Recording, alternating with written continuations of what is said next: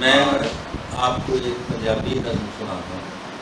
जब मैंने ये सुनाई कि अहमद फराज साहब भी मौजूद थे तो हंस कर कहने लगे ये पंजाबी सुन। तो मैं सुनाता हूँ आपको, उसमें अंग्रेजी चुके आप लिख सकते। समथिंग शुड बी डन ओ प्यारे, something should be done, something should be done ओ प्यारे, समथिंग शुड बी डन।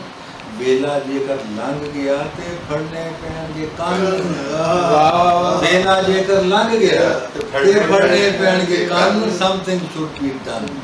ते रूस होवे अमरीका होवे या फिर होवे यूरोप, रूस होवे अमरीका होवे या फिर होवे यूरोप, इन्हां लई इस्लाम है अजकल मसला नंबर 1। इन्हां लई इस्लाम है अजकल मसला number 1। Something should be done ओ प्यारे, शकील साहब, something should be done। ते जेड़े लोकी क्रिकेट अंदर हेड ते हिट्टा मारन, जेड़े लोकी क्रिकेट अंदर हेड ते हिट्टा मारन, हाकी विच बनावन ओह सब तो बहुते रन।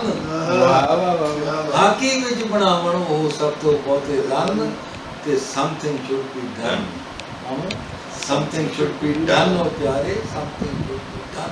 ते तबके शक्के सब चक्कर ने बिजली गल है नहीं, तबके शक्के सब चक्कर ने बिजली गल है नहीं।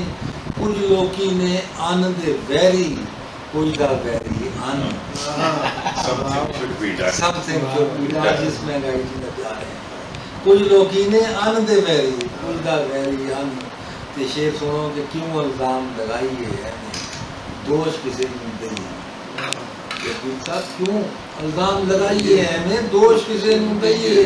और पोने वर्गी पिस्टल साडी, गन्ने वर्गी गन, पोने वर्गी पिस्टल साडी, गन्ने वर्गी gun. Something should be done. ते जेड़ा आउंदा है शुरू विच बड़े नतारे करदा है, जेड़ा आउंदा है शुरू विच बड़े नतारे करदा है, और मगरों जांदा है कोड़े खोते को थावे बंद।